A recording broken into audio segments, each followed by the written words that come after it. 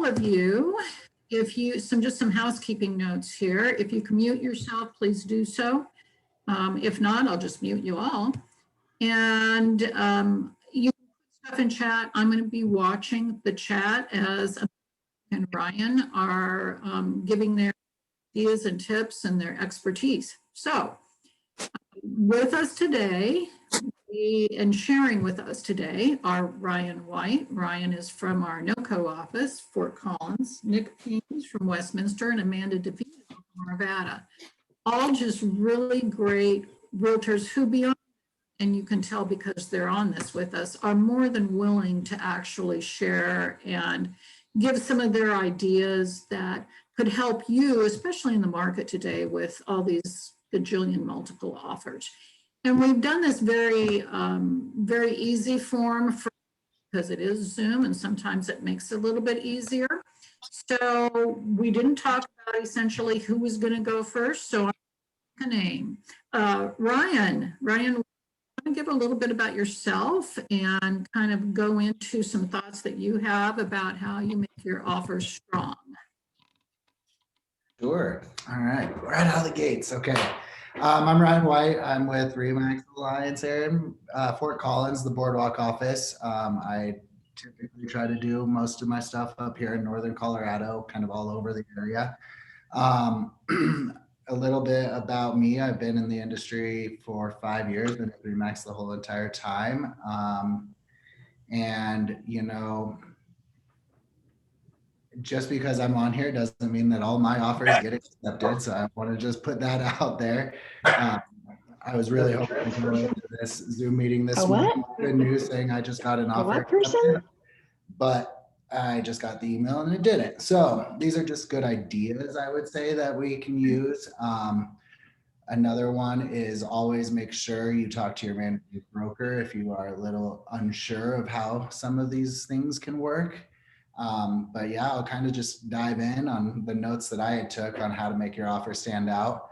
Kind of start with, you know, the typical ones, and I'm sure everybody's going to kind of already know these ones. An escalation clause, everybody, I feel like, you know, when you see 24 offers on a property, I would say probably 20 of those have an escalation clause included into it. So one thing to make your escalation clause shine a little bit is use a unique number. You know, a lot of people will do, oh yeah, here's $500 over list price up to X amount of dollars. You know, why don't you try $1,234 or something like that? It just might be crazy enough to put it above above the other person's offer on that. And then make sure you do have your escalation clause written correctly, making sure, you know, it's not including seller concessions, it's not including contingent properties for a contingent of a sale of a property, because you want to make sure your buyer's being protected the most as possible. Another one that I personally have never used before, but I saw it and I thought it was interesting, is to incentivize your offer a little bit. So instead of using an escalation clause, use, you know, incentivize the seller to accept your offer early. So, you know, like let's say you have, we'll just throw out ballpark numbers here. Like there's a listing for $630,000. You put in your offer and say, my buyer wants to buy this house. We're willing to offer $649,000. But if you accept it by 9 p.m. tonight, that purchase price will go up to $665,000. So, you know, you're adding, you're sweetening the pot just a little bit, but they have to accept that offer by 9 p.m. tonight. If not, then it goes back down. That one is iffy because you are kind of showing your cards. You're saying, you know, we're willing to go up to 665, so why not wait through the weekend? But, you know, you have to also know when to walk away. And part of negotiation is, you know, we're going to stick strong on that 649. If you don't accept this offer by 9 p.m. tonight, then, you know, our offer is 649 and it's not that 665. Some sellers might see that and say, this is too good, let's just take it.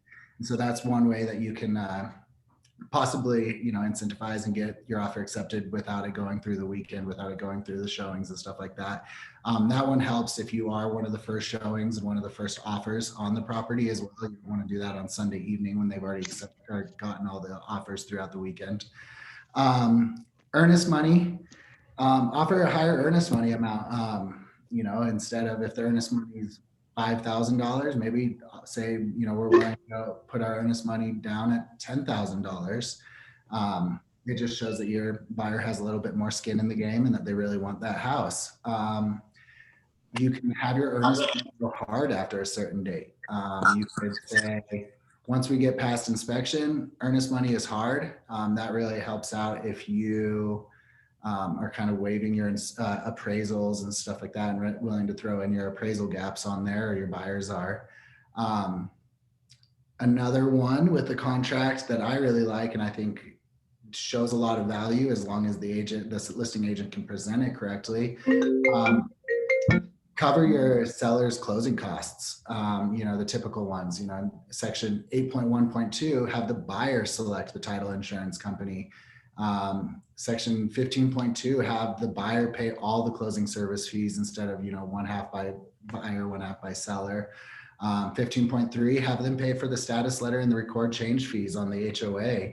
I think that really shows a value to a buyer or to a seller that, we're not going to have those appraisal objections or appraisal issues later because that's not part of the appraisal. The appraisal is mainly for the purchase price. So these are just little things that you can make your offer seem a little bit better, a little bit sweeter. Buyer can cover seller's closing costs. You can do a buyer concession. Say, buyer's willing to pay $5,000 of seller's closing costs. You run all these by your buyer, obviously, but you could have your buyers pay your buyer's agency commission, your co-op commission, instead of that coming out of the seller's pocket. If that's 2.8% or if that's 3%, the buyer can pay. That's good money out in the seller's eyes, and that doesn't affect the appraisal. So we'll touch on appraisals here in a minute. Waiving your inspections, that's a tough one because obviously you don't want to completely waive your inspection, especially right now when you're doing 15-minute showing windows. So your buyers are making a decision to purchase this property in 15 minutes. They're getting ready to make the biggest investment of their lives, and they only have 15 minutes to choose. I think right now it's more important and more crucial to make sure that your buyers are having an inspection and making sure that they're really making an educated decision that this is the home that they want. So you can always word that as, safety, structural, major components, and hazardous.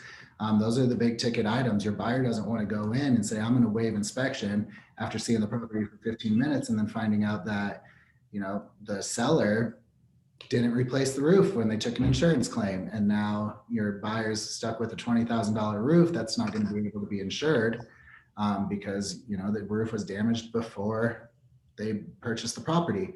So I would always keep your inspection termination date and deadline on there. If you're going to waive an inspection objection, always have that termination on there, because you got to protect your buyer. Because, if you convince your buyer to waive the inspection or you talk to them into it and that's the decision that they make, and then they find out that there's a $20,000 issue, they're going to be upset with you, not the seller, because the seller just took what you had offered. So always make sure you do an inspection, make sure that we're still doing everything through the dates and deadlines. Don't completely have your buyers completely waive anything like that. And then also throw in there, we won't ask for anything, any repairs or costs, anything under, $2,000. If it's something minor, you can say, we're not going to do that. But if it's a major component on the house and it's going to cost me more than $2,000, we're going to ask you to probably to go that route. Appraisals. Ryan, before you go to appraisals, I think Amanda was going to comment on some of that. Amanda? Okay, go ahead, yeah. Well, yeah, Ryan, hi, I'm Amanda. Nice to see all of you. Hi, friends. Many company friends on the call here, and it's good to see everybody. And I wish I could put a hug on you guys right now. So Ryan, I love where you're going with some of this stuff. You're in the Fort Collins market. Yes. I dare say that in some of these tactics, we aren't even getting away with those in Denver anymore. Wow. And so So I'll just kind of go down the list in some ways of some of the things that you hit on, and I'll follow up with sort of the devil's advocate follow up here. So regarding escalation clauses, don't be afraid to use them. The problem is if you have competing escalation clauses at some point, once you're so far over the asking price, the seller actually, the escalation only helps to get over the next bona fide offer. But so like I was in a competing offer situation yesterday. They had an escalation that was $100,000 over where we were at, where we had already risen to, but they couldn't get there anyway. And so at some point, the listing agents are looking at the whole deal. And so I don't care if you, as a listing agent, I don't care if you put an escalation into your offer. It just better have what we call all the things. And for me, all the things is everything else. And so you're right, taking title insurance off a seller's plate, taking the record change fees and some other things off their plate, those are all helpful.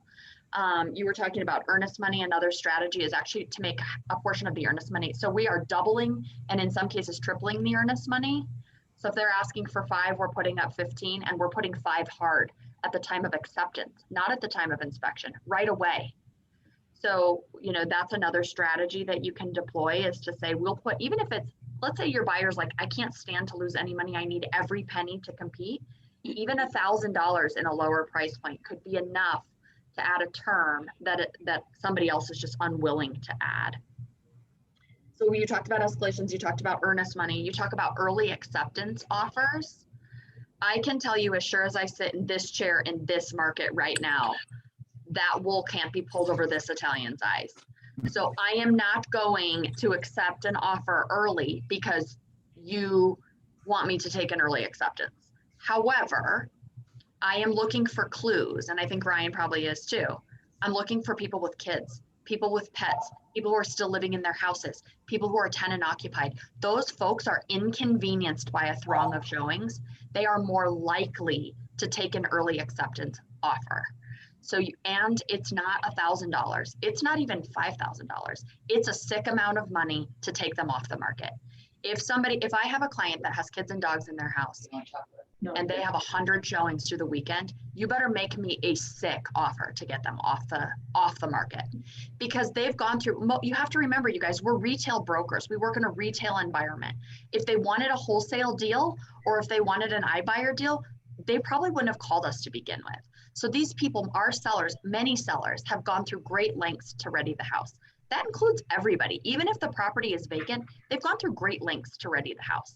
So I often say to my buyers, listen, these sellers have gone through great lengths to be on the market this weekend with this strategy in this condition, and they cleaned and they did all the paint touch up and they staged and they did all the things. They're not going to come off the market early for us, right? And so the early acceptance thing, it works on just the very right property. So you're looking for clues to make sure that those kinds of things can work. So we talked about all the things. We talked about escalations. We talked about earnest money. We talked about early acceptance. We talk about inspection. And so 5 minutes ago, it worked that you could write in a clause that says, buyers won't be nitpicky and we'll only address inspection concerns. Today, I am literally not writing inspection objections into my deals. We are only writing inspection term dates in. The inspection term date, if you put in no objection and no resolution date, and you only put an inspection termination date in there, what does the contract say? The contract says you're in or you're out. It doesn't take away your buyer's right to inspect, which I agree with Ryan. This is a very dangerous proposition for us to be taking away our buyer's right to inspect. What you're saying is you get the right to inspect, but you're either taking it or you're leaving. That's it. You're not objecting with the seller. So you no longer need these long inspection concern clauses that say, buyer agrees to only ask for $2,000 items, 2,000 more, and we're only going to do structural and roof and whatever. We no longer need those clauses anymore. You can just write an inspection term in and you counsel your buyer. You can say things like, did you realize that in a real estate transaction, 90% of all inspection items can be resolved with $1,000 or less? Is this deal worth you fussing over $1,000? And usually the buyer says no. And so we have to remember that to get these buyers to the top of the pile, sometimes they just have to think differently than they're used to thinking. A year ago, almost every deal I put together, there was an inspection objection. It almost felt like mandatory standard practice for us buyers agents, right? That was the way we used to do business. We'd do an inspection, and then we'd send an objection. Even if the objection had like, put the screens back on, right? We were doing that. To the extent that you can talk your buyers out of doing any objection today is very good. And they have to get their head around that before they even start playing in this market. And then, you know, if I can go all the way back down to the bottom for me, the very first thing here is consultation. You cannot do any of this without a serious and satisfying consultation with your buyer. And I'm talking about a 2-hour meeting, whether in Zoom or in person. I want you to have a consultation package. Many of you who are on this call have seen the DeVito Dreammakers consultation package. And if you ever want to take a ride over to my office, I'm happy for you to come in here and take a look at it. But it's everything. It's buyer information, it's seller information, it's inspection, it's appraisals, it's appraisal gaps, it's radon, it's market conditions and statistics, it's it's inventory levels, why that affects the market, my crystal ball, all the things. And if you're not giving the buyer all of that information and any kind of initial consultation, they are not prepared to compete in this market. And so you have to get your buyer prepared. You guys, this is like war. It's like war out there. And so if you send your buyers into war without any armor, they're going to get murdered. And that's what's happening in the market right now. So we have to be better. We have to elevate ourselves. Okay. Okay, So much more, but I will stop there for now. Yeah. Okay, so let's let Ryan kind of finish up. You were going to head towards appraisals, Ryan, and I'd like to have Nick come in because Nick is talking about appraisals too. He has some ideas and a way to handle that portion. So Ryan, do you want to finish up or do you want to listen to Nick? I could actually make that really easy for Nick to kind of segue into him. And I kind of want to just piggyback a little bit on Amanda's right there on the inspection, only doing the termination.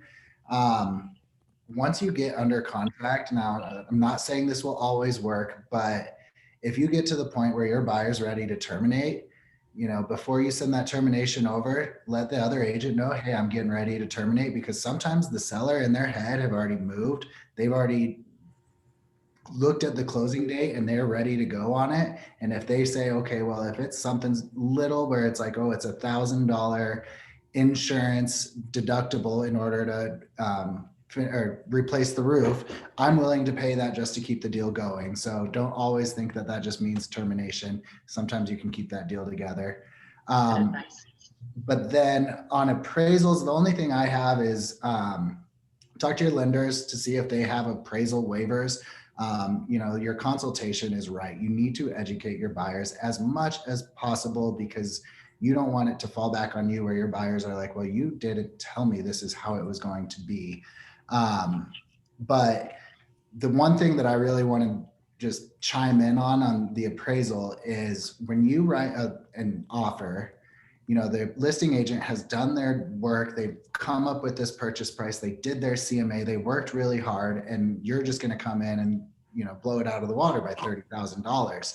What you need to be doing is you need to be having an appraisal package ready to go that you send with your offer that says, I would like, when that appraiser calls you, listing agent, and says, I want to schedule an appraisal on you, can you please just forward this appraisal package onto the appraiser? This is how I'm justifying my buyer's purchase price here. And here's a letter saying, you know, we got X amount of offers. They all were above list price. This is how I did it. And dig really deep, but do that extra work. We get paid a lot of money to get these deals done. So if you can help get that price for the appraiser, they appreciate that a lot.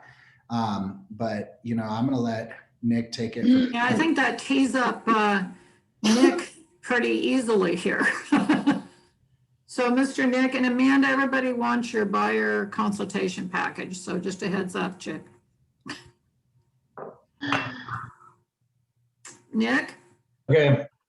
So I'm going to, first of all, I want to just kind of echo a couple of things that Ryan and Amanda said. The first one is just full, this consultation that Amanda's talking about. When I have a client, when I have a buyer that wants to go out and look, what I'll do is I'll kind of prepare them a lot of times on each individual home. So they say, hey, I want to go look at this property. And I'll basically say, are you prepared to do X, Y, and Z in order to be competitive on this property? And if they're not, I don't take them out. My time is valuable. And I also believe that setting false expectations with your buyers by taking them into homes that they can't be competitive on is just a disaster. It's just an absolute disaster waiting to happen. Don't show people homes that they're not going to be competitive on. And so setting that expectation right up front. And sometimes I just do that with a preparation call. And right now, I think we're in a good situation where, because we're allowing for overlapping showings, we can see right in our showing time app how many showings are on this property for the most part. There's a lot of people that are still allowing overlapping showings for whatever reason, but we can see like when there's only one 15-minute window left this coming Saturday, we know it's going to be hot. So like if you can prep your buyers ahead of time that, hey, this is what it's going to take to be competitive. So a great example is somebody that, maybe their price point, their upper echelon price point is $550,000. If they want to go see a $550,000 or $545,000 home that's already got 60 showings scheduled, it's just not going to happen. It's just not going to happen. So set up that expectation with these people, and just understand that the things that Amanda talked about, the things that Ryan talked about, these are going to be the necessary components. I wanted to go a different route and talk about something very specific, just the appraisal gap, because I know with my experience working with other agents and working with, there are some big misunderstandings about how appraisal gap works and how it can be covered. And I think the number one issue that I'm seeing with buyer's agents right now, I'm talking to buyer's agents that are telling me, I've got a gold standard buyer, 20% down, $100,000 down payment, and I can't get them under contract. Okay. And I look at that and I go, okay, there's something wrong there, because you're just not making the right offer, because they've got the money, they've got the qualification. This falls on you and your ability to make a competitive offer that's going to be accepted. So if you guys are good, I want to do a quick screen share, and I'm going to try to burn through this kind of presentation that I have on appraisal gaps, because I really want you guys to understand what this is and how this works. So give me one sec here. Okay, so I'm going to burn through a lot of this stuff because you guys should know the majority of this already. Just kind of the appraisal gap stuff. First of all, what is it? You guys know what it is, so I'm not even going to bother with this. You know what an appraisal gap is, okay? A lot of this is sometimes for newer agents as well. Why do we offer appraisal gap? You guys also know that, okay?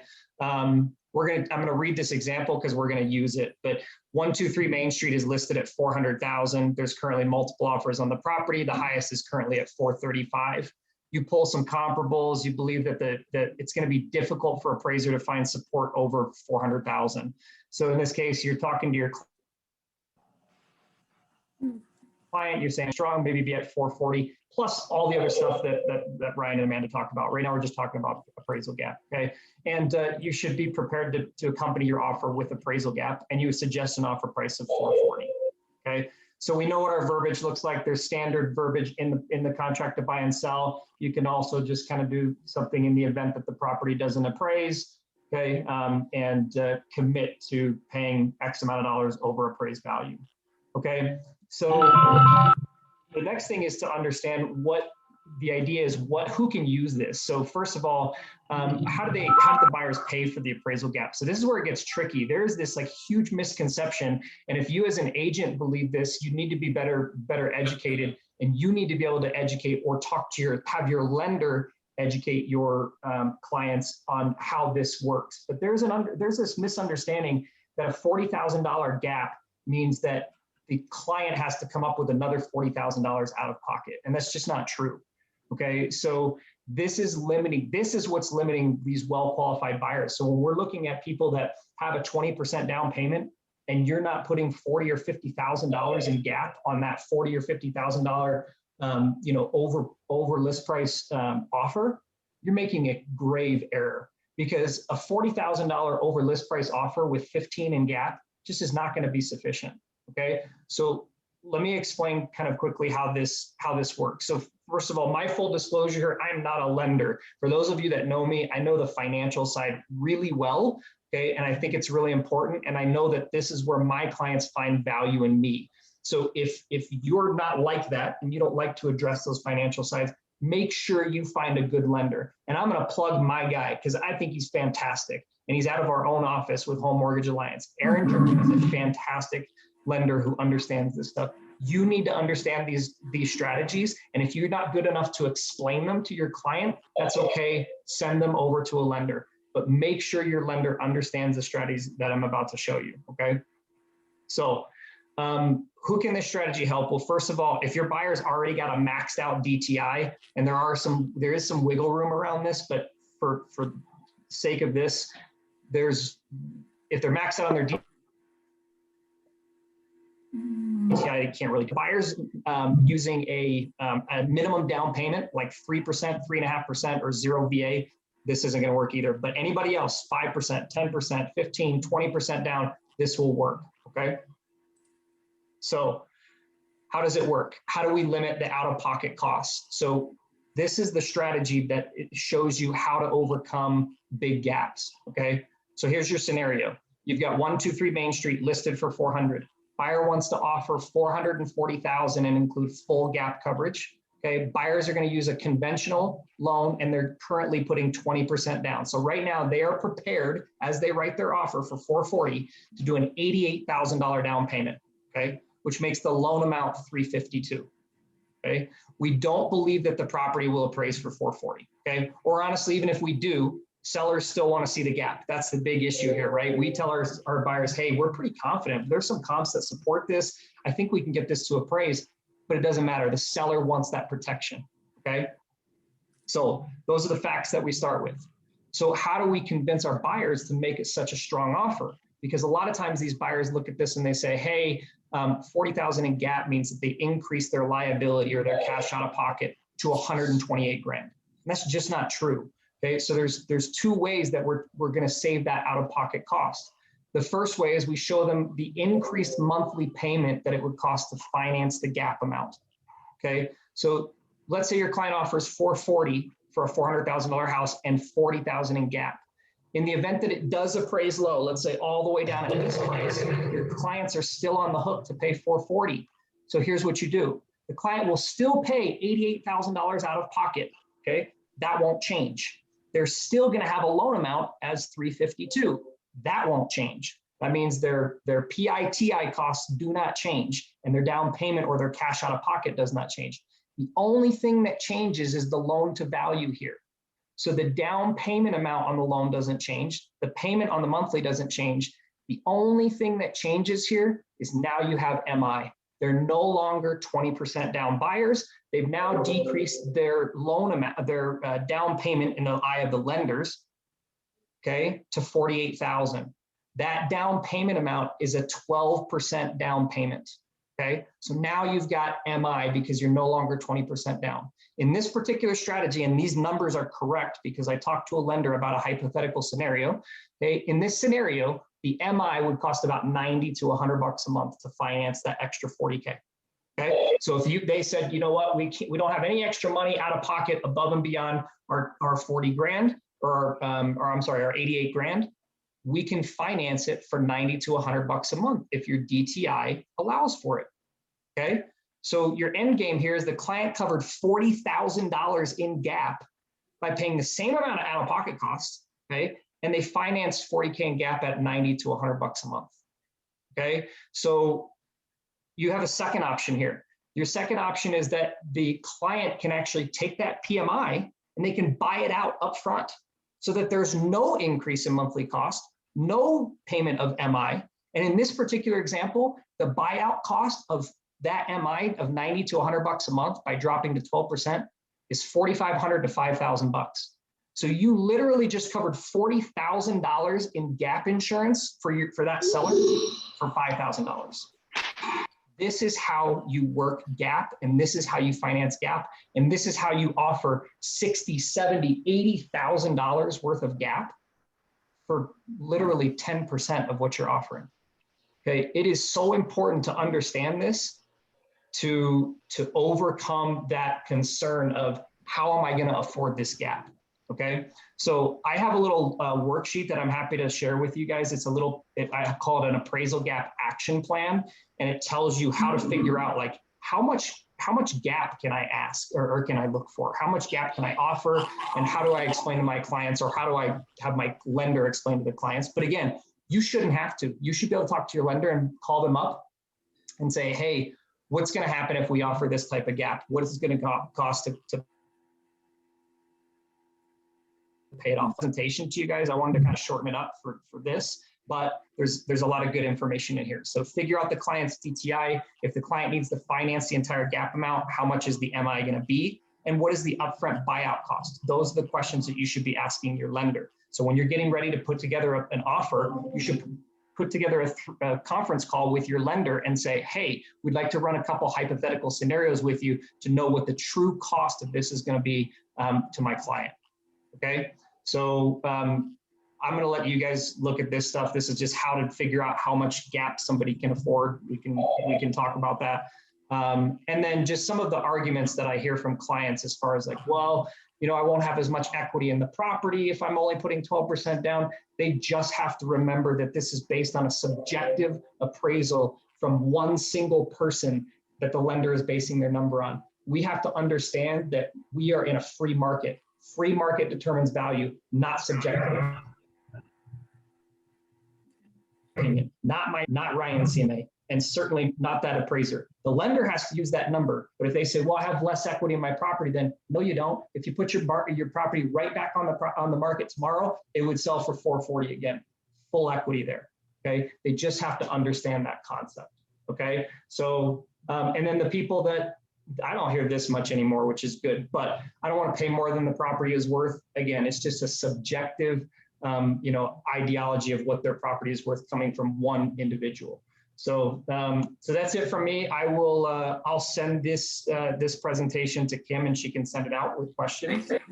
Good. So, yeah, I had a couple people ask, not only for the slide deck, but the worksheet, the gap worksheet. Yep. So guys, I know you're all putting your emails in there. I may or may not be able to keep up with that, and I don't want to blow up Nick or Amanda's email by any means. So if you will just email me, I will get all the stuff to you. Amanda, are you okay sharing your buyer consultation package? Yeah, I mean, here's the deal. It's like very proprietary, but if somebody wants to, you know, reach out to me directly, I can. It's 168 pages in a book. I give presentations on this. I'm happy to like talk through how I've given presentations in the past on how to build a consultation package. I'm happy to consult with people on how they can, what information they can put into their consultation packages, but I'm not going to hand my. Good. Okay, so guys, if you would like to get more information on the buyer consultation, and I totally understand that, that's why I asked Amanda. We can do a whole class, Kim, on that would consultations. Be, you guys up for a whole class of Amanda doing a buyer consultation? And I think Shannon Schlipp's on this call. I did a class at the DTC office, and maybe she can talk about the benefits of that class, and if you guys want to do it that way, that's fine. Yes, on the class. Yeah, that was super helpful. I think that one was on listings. Yeah, it was the consultation. It was listings and the consultation package or whatever. Yeah, I'm happy to do that. Okay. Actually, great idea. Kim, I have some time. I was going to do that Crush It in Real Estate class, and I can certainly do parts of the consultation package. On that? Yeah, Great. next week. Okay. Yeah, we have a follow-up class actually next week. I haven't heard from Lana yet, on the 11th with Amanda. So I'm going to be sending out the link on that same way we did before through my alliance and your staff. Yeah. So you can mark that down, and she will include that, and Crush It in Real Estate is kind of the topic that she's doing. What's next, Kim? What's the next topic? You're up. So Nick, if you could send me, I'm already getting emails, thank you. If you could send me your slides and your gap, worksheet, that would be fantastic, and I'll get it out to everybody. Amanda, you're back on, friend. You said you had some more things to talk about. I have like so much I could talk to you guys about. So I know. I just have like a list of stuff, so just get your pen. The one thing I want to talk with you guys about is sort of this new construction or builder strategy. Listen, the builders are under tremendous pressure to increase their margins right now, and you understand why. The builders have a really long lead time from the time they set a contract price to the time that they can close their property. And so part of the problem with the new builds is that the builders are just getting killed with their prices right now. Do not be surprised. I do not know this for a fact, but I have a hankering suspicion that you are going to see builders hold back all of their inventory until it's complete. Okay, why would they sell you a house today at 400 when they can't close on it until it's built anyway? And if they wait 6 or 8 or 10 months to sell it to you and make another 50 or 100,000 on that piece of property, why wouldn't they do that? So there's one thing to contemplate here, and that's that the builder market could change really fast on us. So I want us to be sort of ahead of that, that the inventory could actually further decrease if the builders pull some of their foundations from inventory. Okay, so that's one downward factor on residential inventory. Of course, there's a downward pressure on real estate commissions with the builders. And you understand why. The lumber prices have tripled. Steel prices are up 20%. Every cost of every good, of every service, and every piece of labor is more expensive than ever. And they just can't hedge fast enough, essentially. So I wanted to talk with you guys about the builders. There's questions over here floating about FHA and VA. The answer to figuring out how to get an FHA or a VA buyer under contract was the builders. Okay, because if you have an FHA buyer who wants to use their VA benefit and they don't have a strong cash position, sell them a new build. That's a great place for them to be able to walk in the door, pick the house they want, possibly on a priority list or possibly in a line or waiting, but whatever. I mean, we're all waiting in line to get into houses. We're all waiting in line to be on priority list, and we're all waiting in a pile to be seen in an offer situation. So that's just the nature of the buyer market right now. But these VA and FHA buyers, if you want a fighting chance with them, take them down to new build. That's a great solution for your FHA and VA buyers.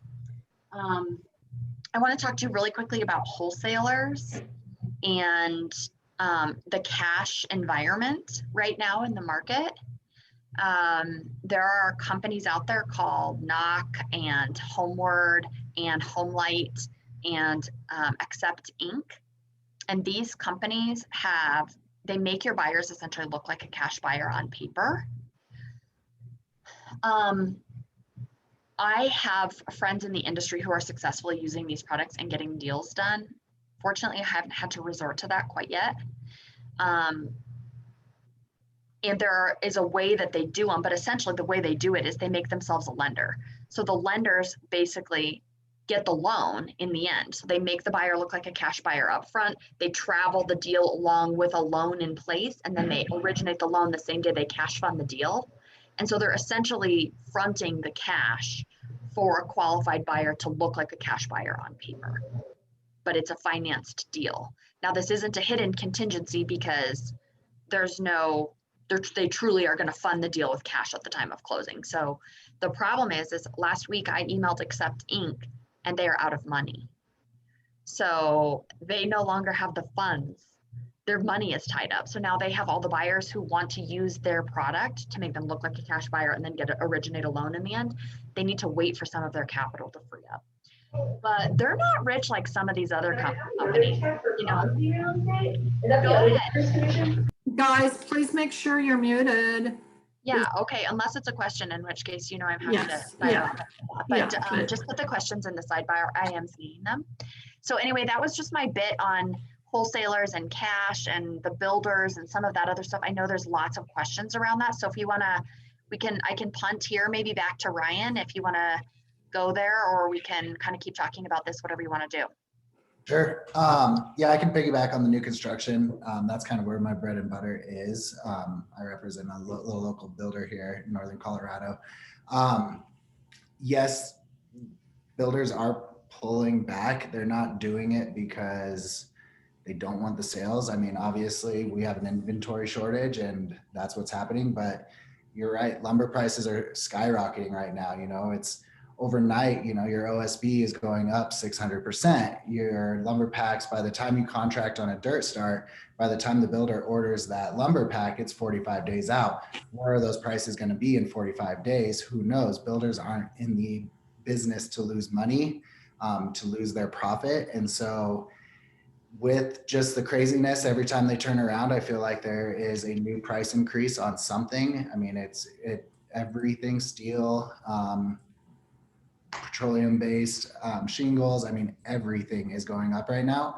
And so, yeah, a lot of the builders are stopping all dirt start sales right now and saying, you know, we're going to not only catch up on the inventory that we already signed, all the contracts we already signed, we've got to catch up on those. But we are also going to start, you know, 30 specs. And then we're going to wait until they get past a certain point where I already know where all my costs are and I know everything. So they're not price gouging the market. They're not trying to ride the wave like everybody else with these multiple offers situations. They are just trying to survive at the end of the day. And so I do think that new construction is a really good option for your VA buyers, for your FHA buyers, for your conventional buyers of people who don't want to go through this. Like, oh, I'm getting outbid. I'm going $40,000 above list price and I'm losing that. I think right now what everybody should be doing is going out and meeting with those builders, going and finding out what their inventory is, finding out what their pricing is. Yes, that might change on a day's notice, who knows? Figure out what neighborhoods they're in. That benefits you and that also benefits your buyer by getting all that information and knowing about the project. You can help kind of sell that idea to them and get them in. A lot of builders don't list everything they have. You know, if they have a whole subdivision, they're not going to list every single lot. So make sure you go learn about these neighborhoods. And that helps you in the long run too, because you know, in 5 years when people are selling in that neighborhood, you can go into your listing presentation and be like, oh, there's a park around the corner, or oh, there's this, and oh, I remember this floor plan. You seem like the educated person on that subdivision, and that's our jobs. So always looking Hey, Ryan. as well. Yes. The other thing to remember, you guys, is that there are two kinds of builders. There's a private builder, probably one like Ryan works for, who will sell everything that they have and build all the houses because they stand to make a lot of money to put a lot of houses in the ground right now. And then you have a public builder like D.R. Horton and Richmond and Meritage, and those companies are beholden to Wall Street, and they cannot sell off their futures. So if they oversell every lot that they have in Denver right now, that is going to give Wall Street zero confidence in their futures. And so you have builders that are holding lots back and holding houses back because they cannot outsell. I'll tell you, my business partner, Lisa Reich, went to a Meritage community in Brighton at the end of January. And basically the agent told her that she'd write the deal. She did end up getting the house and they did end up writing the deal and they did honor this. But it got real hairy the last few days of the month because the lady had met her quota and her corporate wouldn't let her sell another house. And so at the end of the month, she basically called us back and said, I told you I was going to write this, but we've already written too many in this community for the month. We're out of houses to sell, like the rest of the market. And so now we had to wait. Fortunately, it was the end of the month. We had to wait until February for her to be able to write this contract, which they did, and they honored the deal. Actually, they raised the price several thousand and honored the deal. But at that point, who cares, right? Like, what's a few thousand in this market anyway, right? And so there are two kinds of builders, and you got to know who you're doing business with too, right? If you're doing business with a private builder, you're likely to be able to root them out, right? If you're doing business with a public builder, man, they're in charge, pal. Like, that's just the way it rolls. So things are kind of weird out there. Let me address some of these quick questions over here before we move on. And I'm gonna kick this back over to Nick to talk about whatever he wants to do, right, Kim? Wholesalers, yeah. How much do wholesalers charge? Is there a percentage? Jan, the answer to your question is yes. They, with Accept Inc., they don't actually charge you for the cash money. They only charge you to originate the loan. So they make money on the the loan itself, on originating the loan. Home Light, I believe, charges 1%, and some of these others charge 2%. So they actually do make they make a little profit in the deal, a little prep up front. And then somebody asked me to rename those and these are not wholesalers, do not be confused. So Accept Inc. and Homeward and Home Light and Knock, those are they position your buyer to look like a cash buyer in the market. Those are not wholesalers. Wholesalers are those guys at Net Worth and United Properties. You know how we get those emails from those guys all the time? That's who those guys are. Those guys have always been in the market. Those buyers have always been ever present. They used to call themselves Homevestors and We Buy Ugly Houses. Remember those companies? They're the same guys, okay? They're the same money. They're the same venture capital money. They're the same guys and their strategy is the same. The difference is they're just willing to pay more now for an off-market fix-up than they used to be. And so that's the difference between the wholesalers and those cash buyers. So go ahead, Nick, I'll let you kick it from here. No problem. Yeah. So yeah, exactly right, Amanda. Guys, a wholesaler is that kind of intermediary company that goes in and buys deals off market and then resells them off market, and they make a margin at closing. And so there's a ton of them out there. I've worked with them before. I don't personally, this is just opinion. I don't personally love their model of people that they're buying from, because these people don't have an education of what their property is actually worth. Yeah, so wholesalers are very different than the lenders that are essentially fronting your loan as cash, and you're paying points on the deal to make it happen. So the next thing I wanted to touch on, I wanted to change gears a little bit. Just to what I find something to be, significantly important. Obviously, for me, the appraisal gaps I think are very important, in addition to all the other laundry list of items that we need to put into our offers to get them accepted. But the next thing for me is your agent to agent relationships right now. I think these are more important than ever. Prior, even, and I have not been in the business that long, for those of you that know me, but even, 3 years ago, you could potentially put an offer in and maybe be the only offer, maybe. Now, I don't know what the percentage would be, but it's slim that you're going to be the only offer. And if you're the only offer, it's a little bit easier to get an acceptance, especially if it's a decent offer. Right now, if Amanda is sitting on 27 offers, and they're all freaking the same, because let's be honest, everybody's escalating, everybody's doing appraisal gaps, everybody's bringing, some sort of hard earnest money, or they should be. If you're not, that's why we're here today. Okay, everybody's bringing some sort of hard earnest money. Everybody's waiving inspections. Everybody's doing appraisal gaps, so on and so forth. What is I can tell you what's setting your offer apart. It's your ability to get a deal to the closing table. And you know how we figure out what that is? We talk to other agents, or we've done business with that agent before. We do research, we do homework on that agent, and we do research and we do homework on that lender. Okay.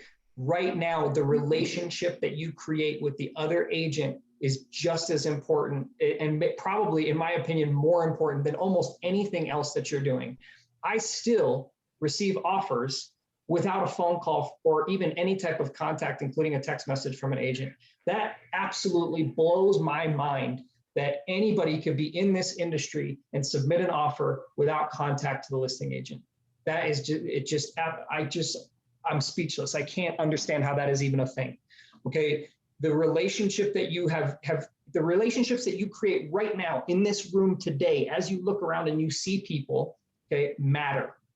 Okay.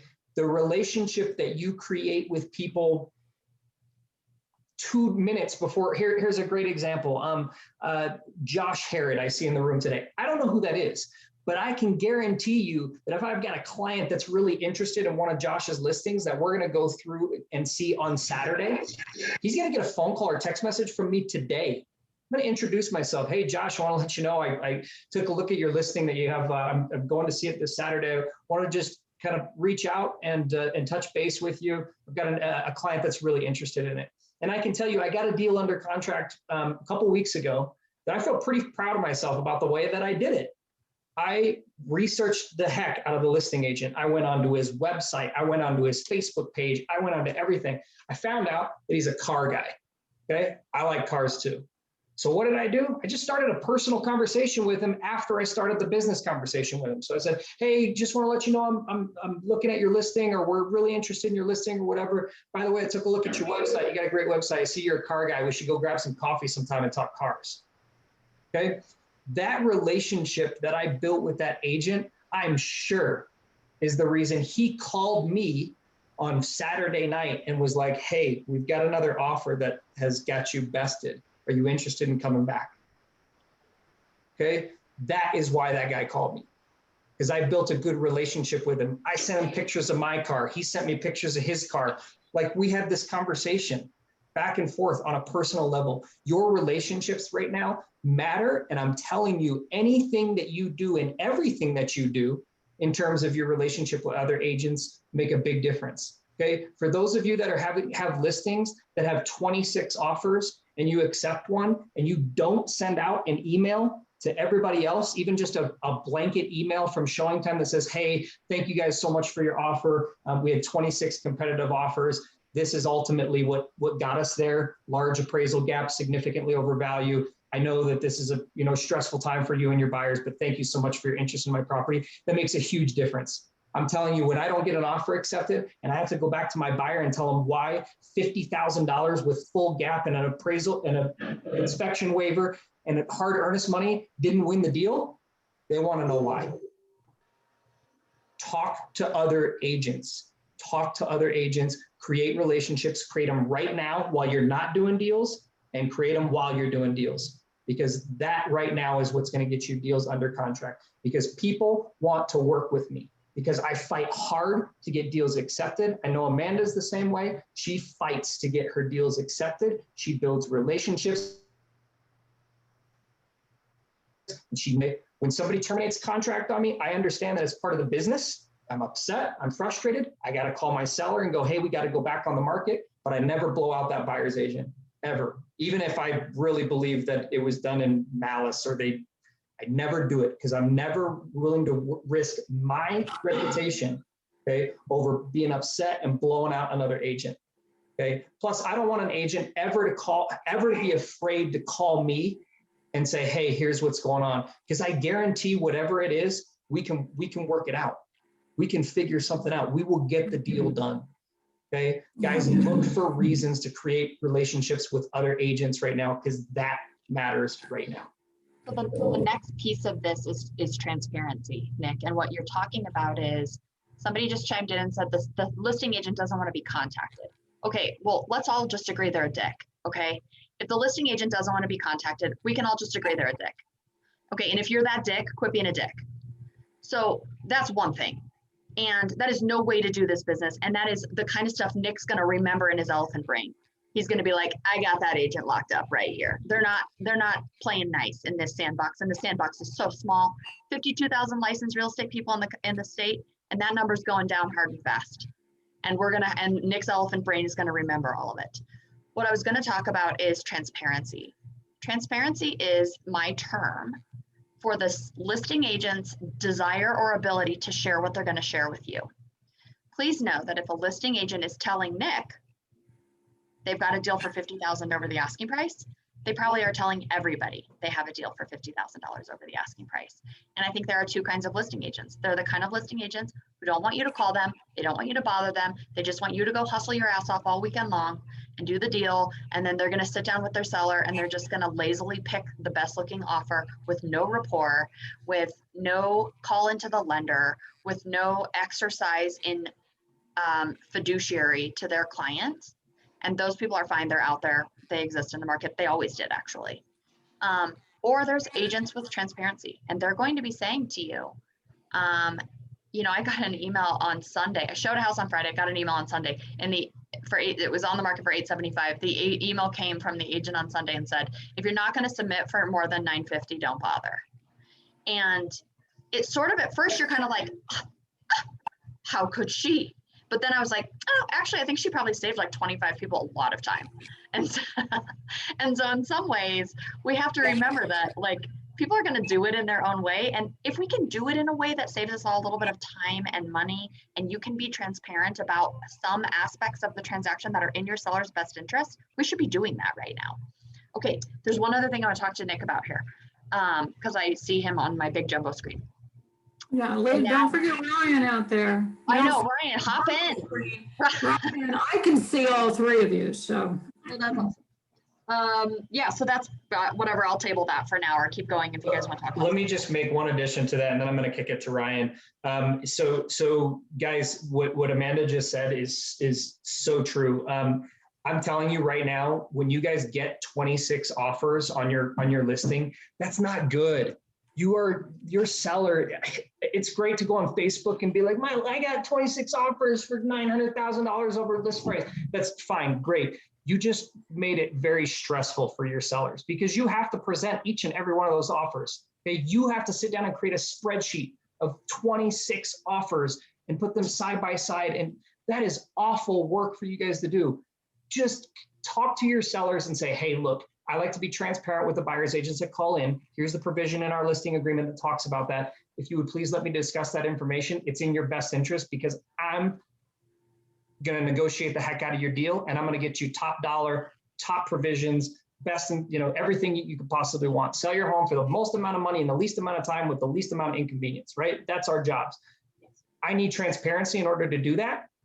Okay, so please let me talk to people at that point. And what I'm doing is exactly that email. I mean, I'm not saying don't bother, and maybe that's not exactly what it said, but when somebody calls me, I'm going, look, this is where we're at. If you're not at least here, I'll save us both the time and the headache. Like I'm trying to limit my listings, and I don't have many of them, but I'm trying to limit my listings 5 to 7 offers. I don't want 27 offers. That's just out of control. I'm verbally pushing away 10, 15 offers, no problem. Just saying, hey, save yourself the headache, save your clients the heartache. That awful like 24 hours of like, oh my gosh, am I going to get this house when you're not even close? You're not even remotely close. Okay, so just be transparent and talk to people. And people will appreciate that and they'll remember that. And we're Ryan, go ahead, sorry. Ryan, are you finding that up in no-code up there, that type of mentality? Yeah, absolutely. I would say that it's all kind of all over the place right now. But I mean, I can't agree with Nick and Amanda more here. It's when you have 27 offers, like Nick was saying, and you have say 5 of them at list price. It's like, it took your time to read that offer as a listing agent, but it took a longer time for that buyer's agent to write that offer. So full transparency here, especially when you get that call. If they don't call you and they submit that offer, it makes it a little bit easier making that call back to them and letting them know they didn't get the offer. Sometimes that call can be heartbreaking when you have somebody that put in, $50,000 over full appraisal gap. They took their time. They really looked at the market and tried to do it and they didn't get it. That's a tough phone call to make. And so, yeah, if you can get in front of that and say, and, it kind of circles back to the very beginning where, if your client's pre-approved up to 550 in this market, you probably shouldn't be showing them houses at 545.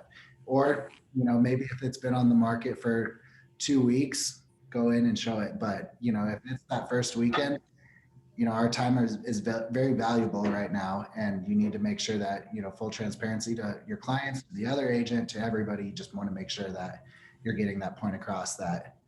So I'm going to guess, Ryan, that you do a specific buyer consultation as well to prepare your clients for this. Would that be a correct assumption?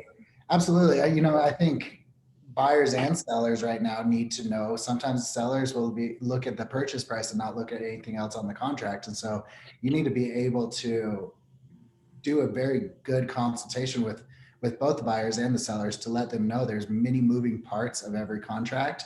There's many different options for you, and they need to make sure that they're educated because, if they're not educated on the process and their offer gets accepted and then they find out during that offer process that, oh my gosh, I'm gonna have to come up with $40,000 out of pocket on top of this. I didn't realize that that's what I was doing. you need to be getting in front of that, and you need to make sure that your buyers know exactly what they're getting themselves into.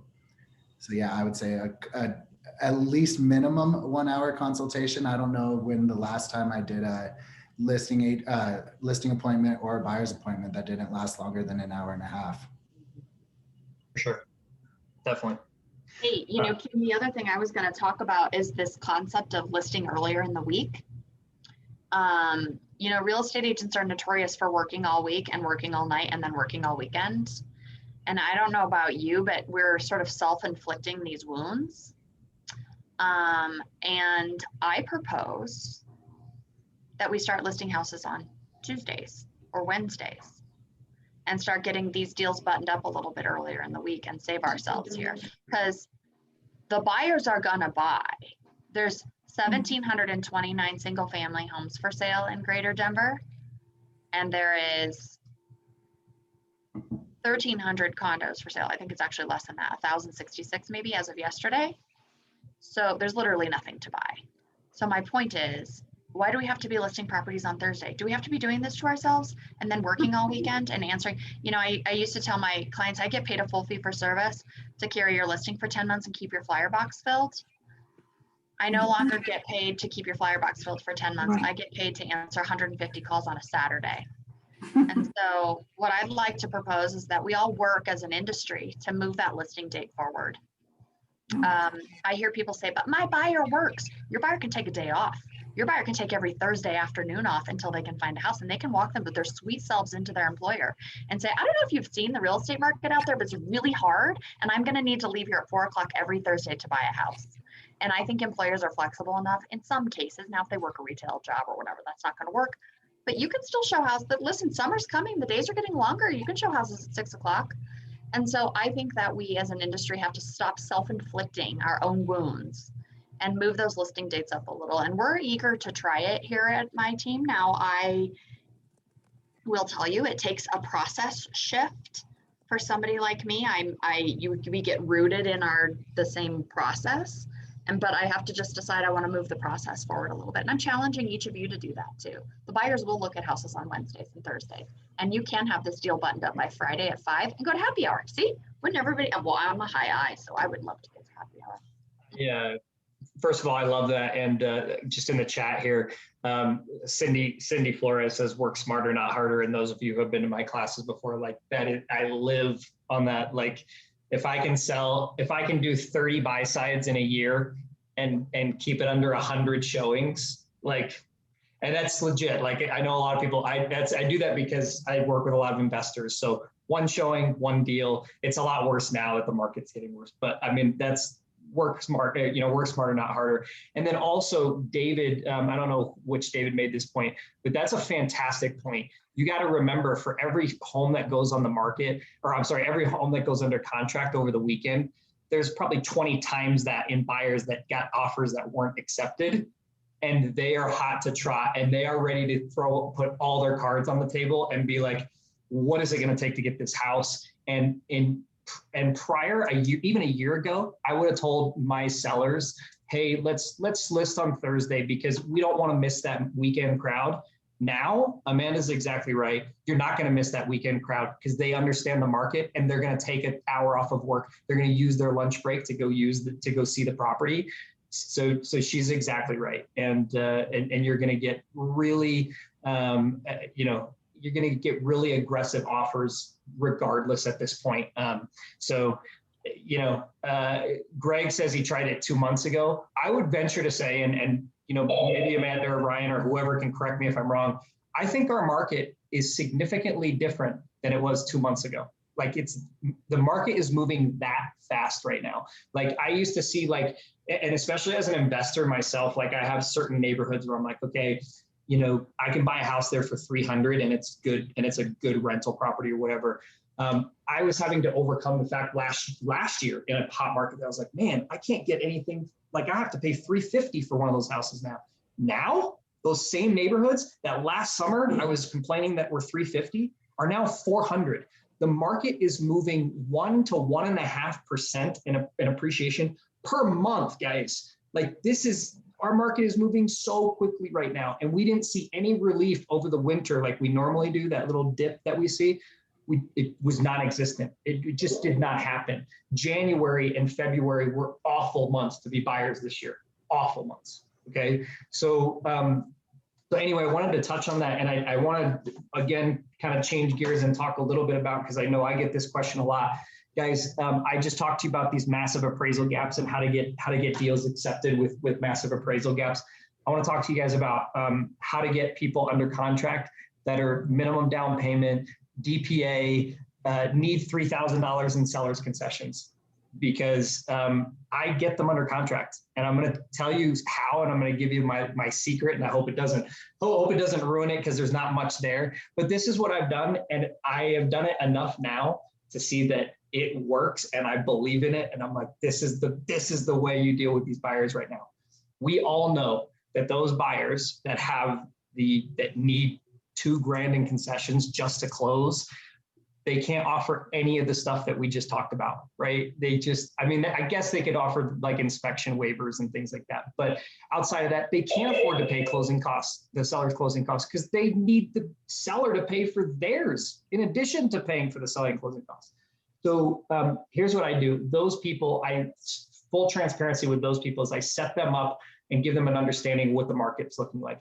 Hey, the reality is, Joe, you're just not going to land a house in opening weekend. It's just not going to happen. To go see homes that are on the market, 1 day, 2 days, it's going to be a waste of your time. We can't get those under contract. I set those people up on MLS portals with their normal search, their normal parameters, 3-bedroom, 2-bath, whatever it is. Okay. And I give one more parameter down in the additional ones down below that says 7+ days on market. They don't get to see anything that's on the market less than 7 days. They can look at it. They can go on Zillow and Realtor.com or whatever. And I give them this understanding. They know what they're getting. It's not me hiding new listings from them. Okay. But if a house makes it through the first weekend, it means they probably didn't get any offers. Okay. And that being said, we've got sellers are in the mindset right now that if their house doesn't sell in the first weekend, what's wrong? What happened? Do we overprice it? Does my house suck? Whatever it is. So when that full price offer comes in, or maybe just a couple grand over full price because we need to get it back in concessions, comes in on Tuesday morning or Wednesday morning, and that's the only one they have, I'm getting acceptances. In the last 2 months, I've gotten 3 deals under contract with concessions, minimum down payment assistance with as little as $1,000 to the closing table. Okay, that's the way I do it. That is my quote unquote secret. I don't show them anything that's been on the market, and go on the MLS right now and do that search, and you'll see how crappy it is. Okay, but every once in a while, something will slip through the cracks. It really will. We've gotten some decent deals. It comes from overpricing. So a little listing tactic here. There is no reason to overprice a home in this market right now. There's just no reason. The market will bring it back. The market will bring it back. If you miss low, the market will bring it back. If you miss high, which I don't even know how you would do that. You'd have to be so high right now to miss. You're gonna cause some major issues with your seller, especially for a nice home. Okay, so anyway, for those of you that have the stack of buyers like me that need down payment assistance, that need concessions in order to close, that's what I do, and I'm getting them under contract. You have to remember, your buyers can't outsave this market. Your buyers can't outsave this market. They can't save fast enough to keep up with the way this market's appreciating. We've seen 18% appreciation February over February from 2020 to 2021. Yep. So your buyer can't save 18% of their income a year, nor can they keep up with these prices. And so it's not even 18% of their income, Amanda. It's 18% of the value of the home, which is very likely not even close to their income. Yeah, exactly. So yeah, so you're right. So the buyer can't outsave this market. And the scenario in which Nick was talking about is what I call sort of the houses that survived the weekend. And so we talk about houses that survived the weekend, right? That lived to see Tuesday morning, essentially. And the other thing I will tell you is that there's a lot of agents who are missing weekend showings because their clients are out of town, and then their clients are cropping back up on Monday mornings, and they're wanting to get into the house on Monday, or they're thinking that maybe it didn't go in a multiple offer situation come Monday morning because there wasn't a timeline set in the MLS, which is also this interesting thing that's happening. And so it's really important that if you're going to wait to negotiate your deal until Monday, just make sure that that you're telling the buyer pool that information.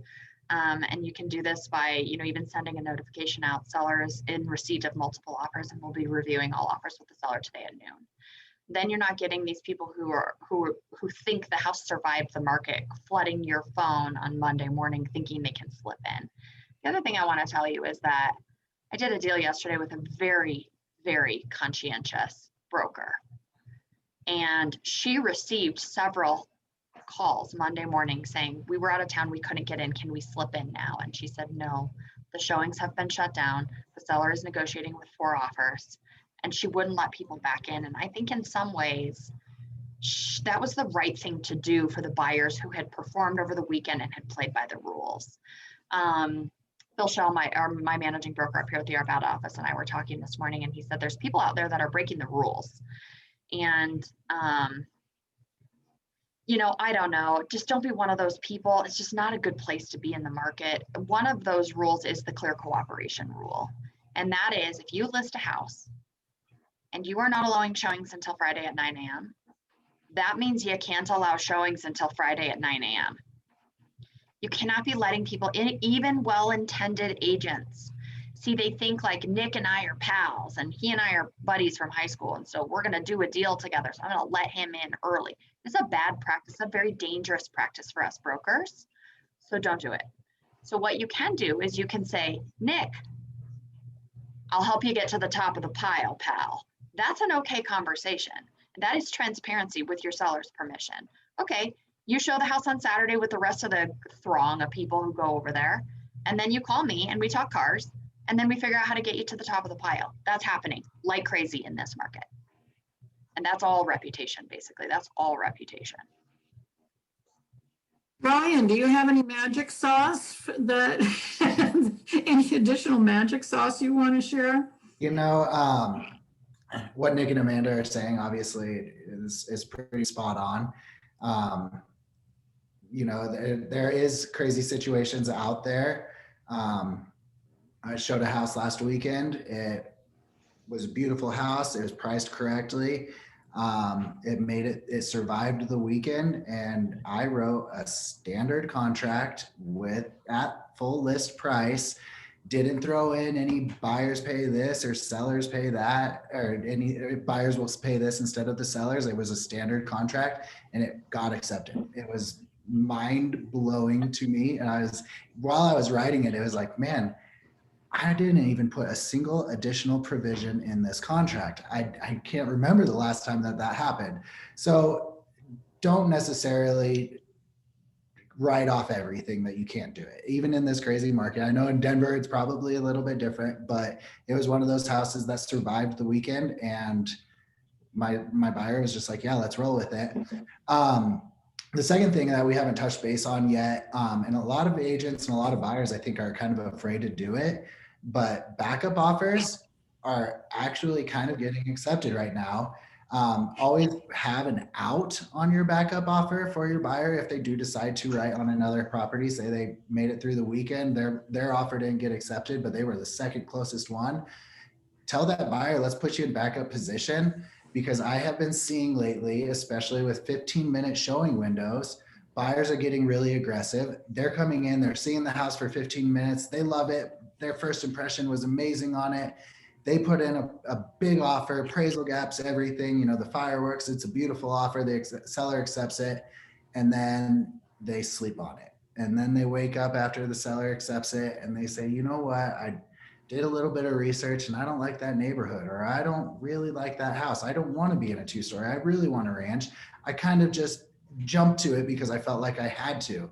They terminate. You automatically go into the first position if you're on that backup offer. So don't be afraid to use backup offers right now, but also make sure that you're covering your buyer's butt and having that out just in case something does come on the market. Amanda lists something on Tuesday and it's like, oh my gosh, I found another one that's great. I want to offer on that one, because you can't have 2 offers out at the same time. So just make sure that you're covering that. But I think backup position is a really, really strong position in this market with the short showing windows, and people are deciding really quickly on it. Yeah. And Ryan, a question for you from Ms. Terry. How often are you seeing contracts fall in your area? I was talking to my managing broker about this this morning, and we're going to try to figure that out. It is really hard to decide because the house doesn't go back onto the market when one offer falls out of contract and the backup position goes on. So that is really hard to kind of answer that question. I don't know if Amanda or Nick would have a better answer than I do on that. But typically what I've seen is, I think we decided maybe 1 out of 10, and that's a good gamble in my eyes, because I have written more than 10 offers for a single buyer before. So, having that option that it does fall out and that you get to move into first position. I have had listings where that happened. We got a great cash offer at full list price, close in 2 weeks. I basically told my sellers, pack up, let's get out of here. You're done in 2 weeks, find somewhere to live. And I prepared them obviously for this. Well, that cash offer terminated less than 3 hours after we had sent them back the signed offer. We had a backup position for $10,000 higher.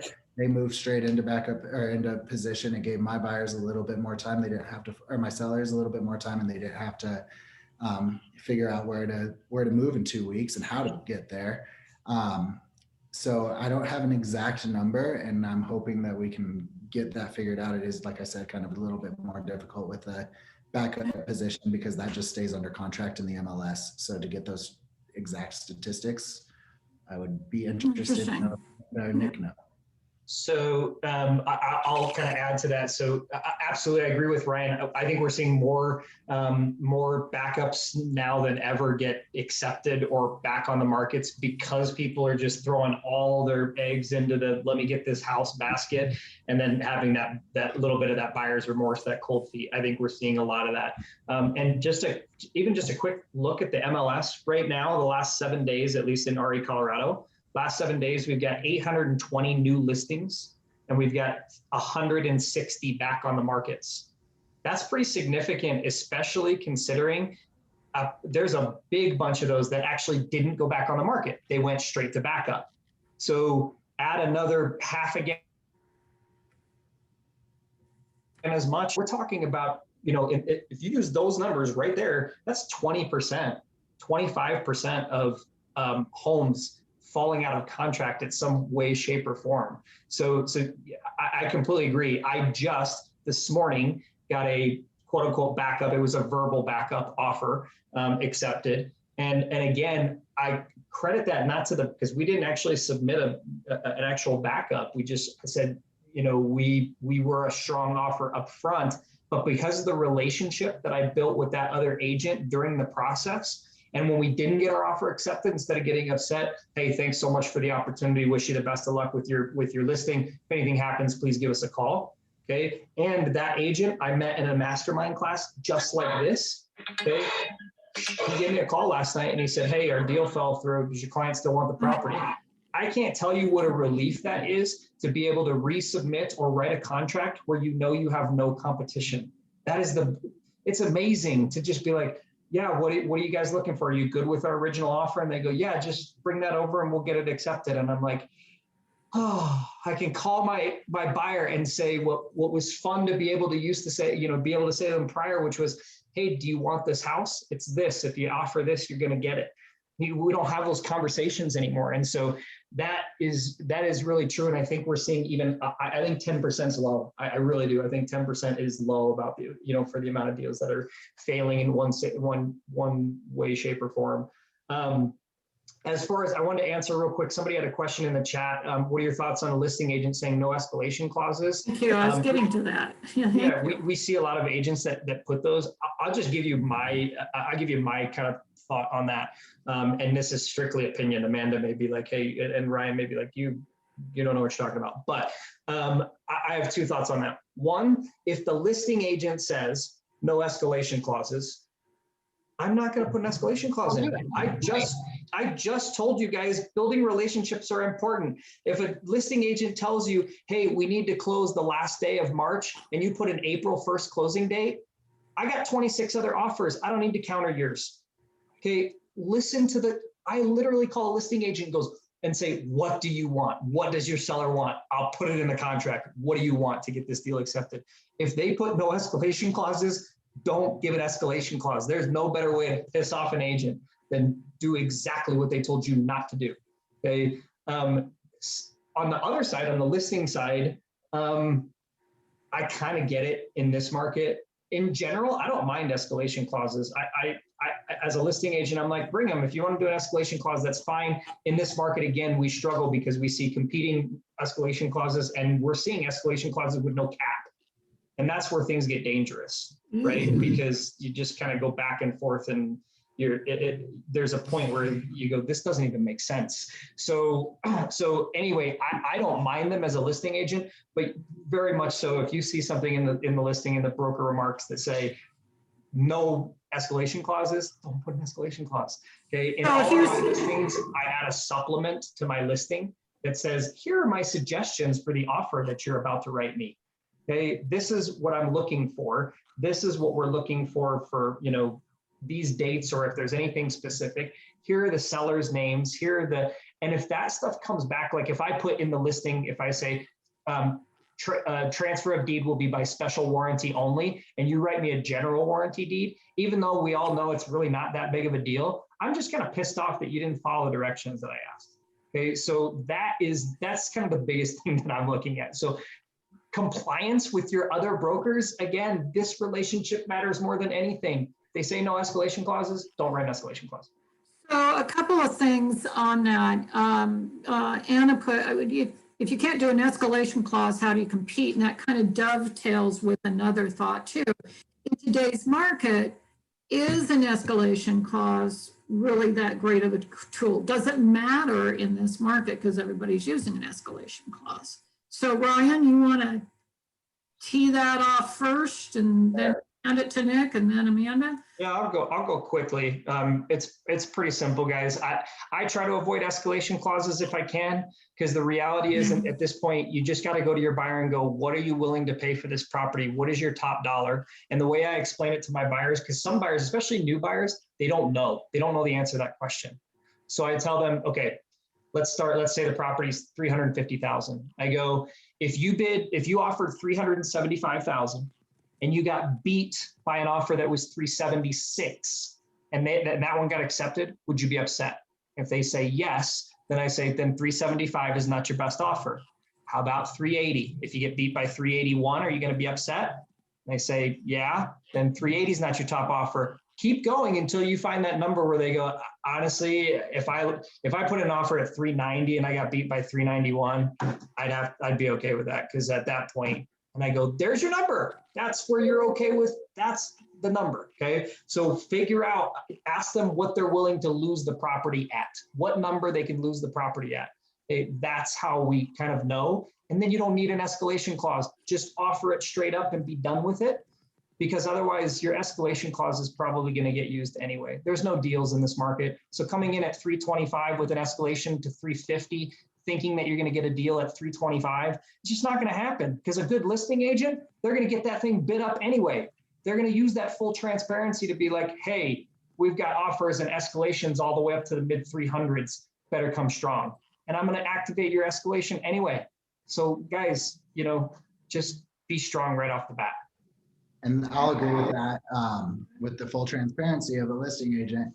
You know, if you get your seller's permission, and going back to having your times be hard, if you're saying, I'm going to accept offers all the way until Monday at noon, well, let's say even 11:59, and my seller has given me the okay, the go ahead to let you know what the other competing offers are. We want highest and best.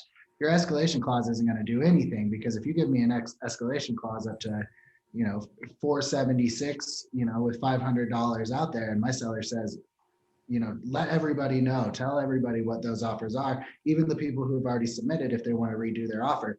But at 11:59, we are no longer accepting offers. So if you're 1158, you get an offer for 376, you know, you push that out there, everybody changes it. So I mean, the escalation clause, I think in this market, highest and best, just give it to us. What are you willing to pay for this house? That's what the value of the home is at this point. But if you do use the escalation clause, maybe don't use again, kind of the very first point I made is don't use $500 flat.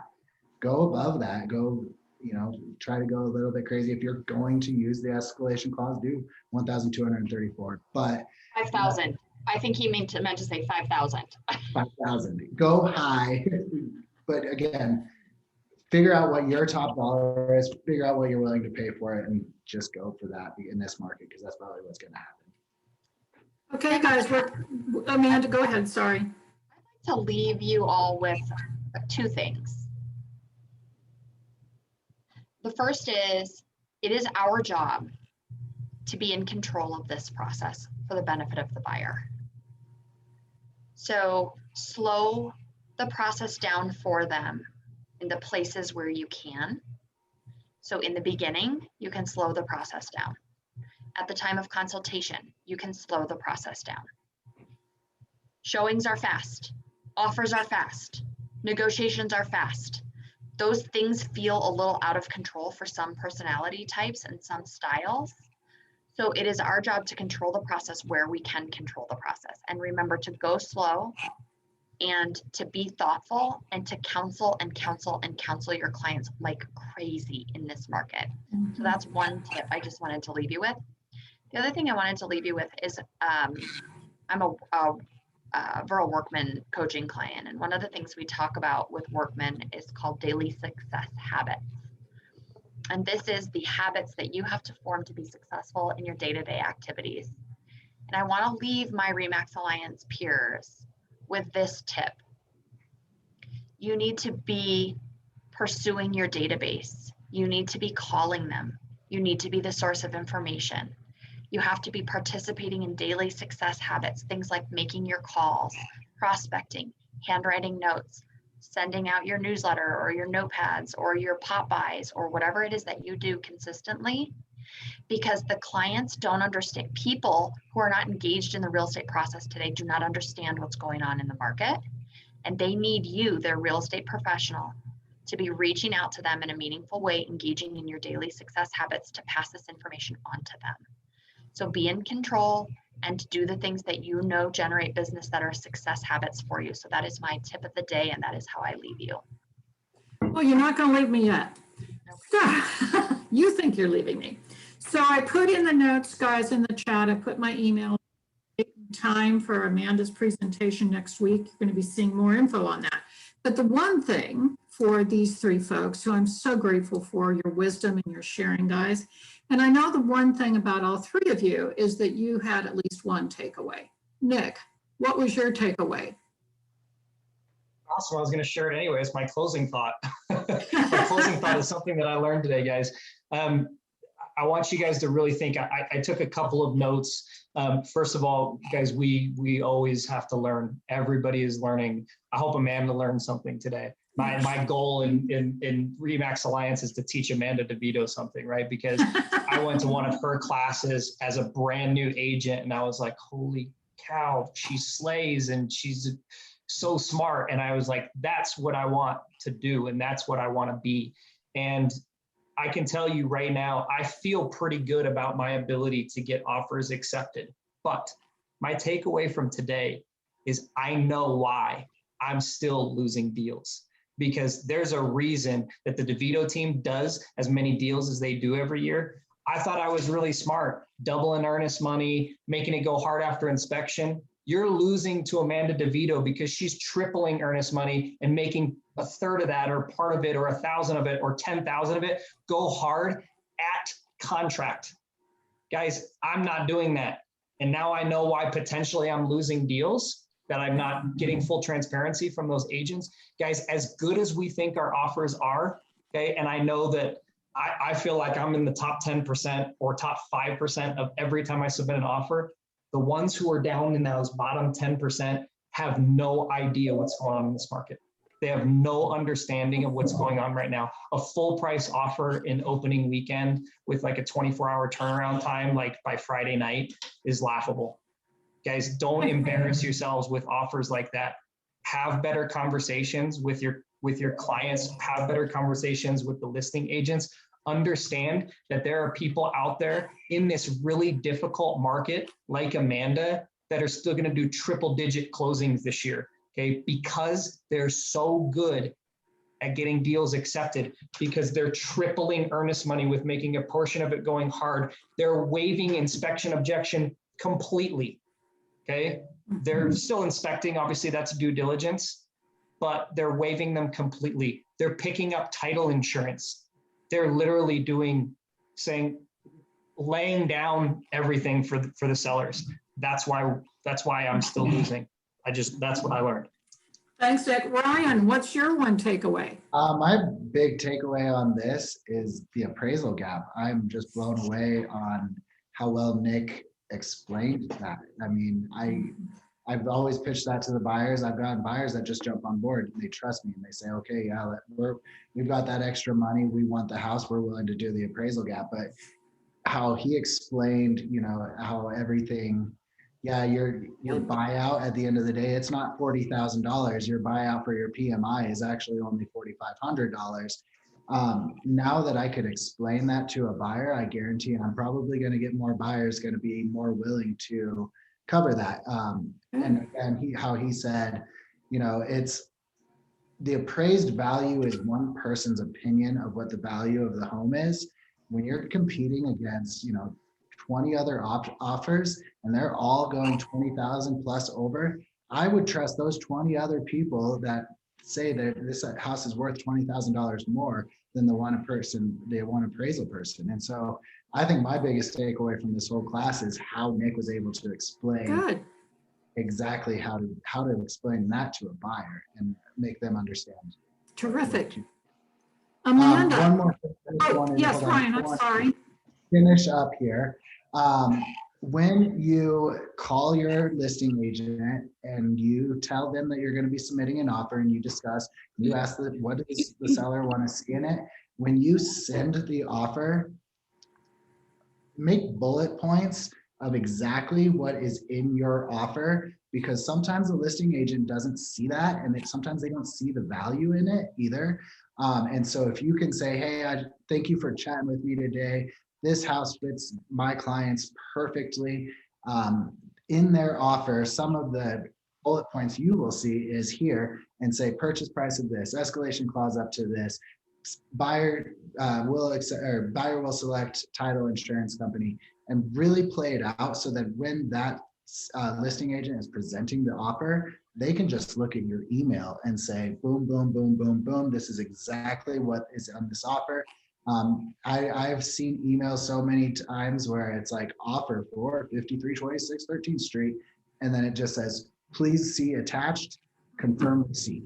And it's like, okay, I know I talked to you on the phone, but let's just get it, make it easier for them as well to present your offer. Doug Dodds up here in Northern Colorado always says in his classes, if you've ever taken his contract classes, ask the listing agent if you can present your offer, your buyer's offer to the seller. Call them up and say, I'll only take 15 minutes of your time. I would like to come by when you're presenting all offers, and you put it on the table and you present the offer, and then you get up and you leave. I don't know if I have the cojones to do that personally, but Doug thinks that it could work. And so that's an idea for you as well, if you really want to dive in and drive what's in there. But yeah, thank you. Thanks, Ryan. Amanda, what's your one takeaway from these other two fabulous people? Well, I actually wrote down Prezi.com. I snuck that. Yes, Nick's, that's what he uses is Prezi. His presentation. I thought it was a nice tool. I think, you know, I'm always looking for other ways to organize the business. And so, Nick, I learned something from you today, pal. Yeah, there you go, Nick. You did it. You did it. I'm out of here, you guys. I love you all. Thank you, guys. Thank you, thank you, thank you. Have a good one. All righty. Oops. Thank you. Thank you again. Take care. Thank you, guys are great. Thank you so much. Dwayne, I've got one. Hey, don't